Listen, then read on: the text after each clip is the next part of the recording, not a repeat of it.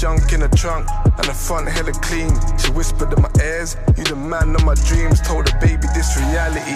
Earlier today, UK rapper Asco Mullionz was sentenced to several years in jail after being convicted of supplying heroin through county lines drug routes. Now, Asco is the latest emerging British artist to be jailed over county line operations following Trigger T, Frosty and Potter Payper to prison. But what exactly is a county line and why is it generating headlines?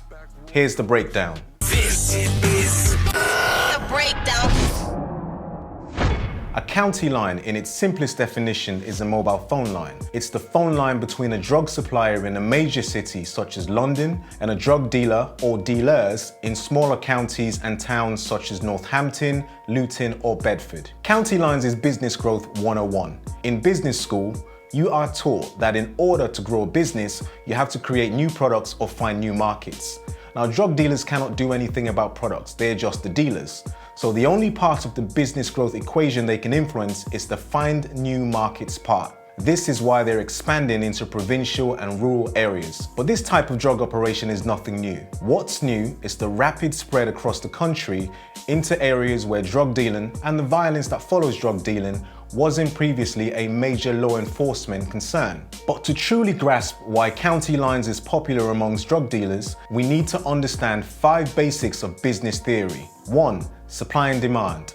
In a major city such as London or Manchester, there is usually an equilibrium between the demand for and supply of illegal drugs. When supply outweighs demand, that's known as a flood. When demand outweighs supply, that's known as a drought. There is rarely a drought in urban areas. 2. Competition. Because the market in major cities is often flooded, this drives down prices. And if one drug operation was shut down, another one takes its place almost instantly. Number 3 is risk.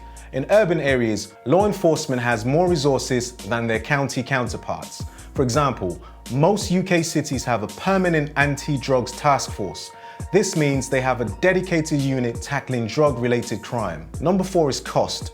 Most significant drug operations are run by armed, unemployed, violent gangs, often out of multiple hostels and council flats. This increases the overheads. And because it's public housing, local authorities also have an interest in what's happening in their properties. This means that a drug operation run from public housing is frequently disrupted and has to find new spots regularly. 5. Margin. Drug dealing follows the fundamentals of sales. You buy a product at the lowest possible cost and sell at the highest possible price. That difference is called your profit margin, and the process in the streets is known as flipping. So how do these factors play out in county lines operation? Very differently. If you live in a small town or village, chances are you or your friends know who the local drug dealers are. It is the same 3 to 4 to 5 individuals meeting the demand, which often outweighs the supply. So there's less competition, which means dealers can move into a small town, charge more for their products than they would in a major city or urban area. So flipping is more profitable across county lines. And if 1 or 2 of the local dealers gets taken off the street, that creates a drought and higher demand. Another reason why a dealer can charge more and generate higher profits. Now, you also have to remember that a drug dealer from a major city setting up a county line operation is often running a much bigger and more resourceful operation, usually with an international connect. This means they can flood small towns with products quicker, even before local dealers have a chance to re-up or expand their territory after competitors get jailed. Additionally, cuts to police budgets means local law enforcement has to prioritize public safety, so drug dealing is not top of their agenda. This results in lower risk to dealers as their operation is less likely to be disrupted. The property cost of a county line's drug operation is often nil, zero, nothing. This is because they use a concept known as cuckooing. Now, the cuckoo bird is the only or perhaps one of the only birds that doesn't build a nest. It simply takes over and lays its eggs in another bird's nest. Cuckooing isn't something new either, and here's the most common way it works. A drug dealer from a major city goes clubbing in a small town, meets and forms a relationship with a female, often a young single mom with her own place. Someone vulnerable, someone who needs regular financial assistance, ideally someone who takes drugs, is popular in their local neighborhood and has young male relatives or siblings. The dealer then moves in as the young lady's boyfriend offering to help pay bills and supply drugs to their girlfriend for free. What they're actually doing is getting the lay of the land, creating new relationships that will form the basis of a new drug distribution network. Once they've gained the trust of their new girlfriend, made an impression on her friends and family as a generous person, things get darker. They start selling drugs from the property via male relatives and local acquaintances of their girlfriend. Another way to reduce their property costs is to set up shop in a customer or nitty's home in exchange for supplying free drugs.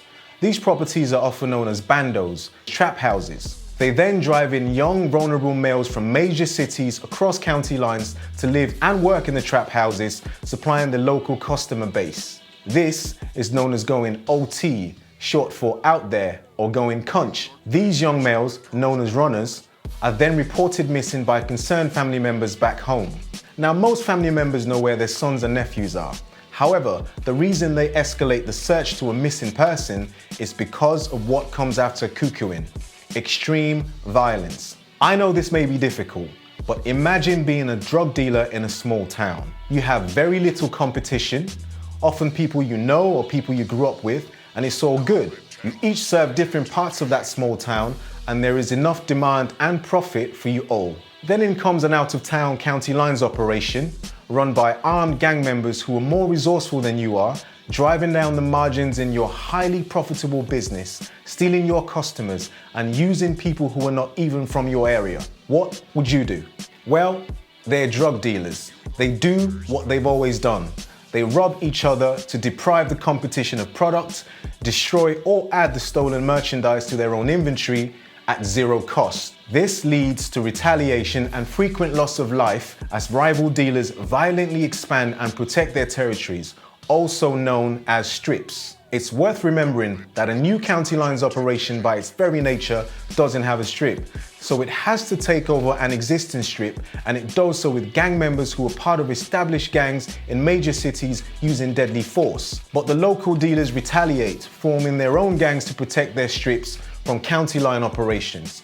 That clash, that battle for profit in territory, is the violence we are seeing play out in small town Britain. And with young, often vulnerable people key to a county lines operation, we are seeing an unprecedented collaboration between social services, housing authorities, youth services, and police forces across the country to end these operations, get convictions and lengthy sentences such as the one handed down to Asco this week.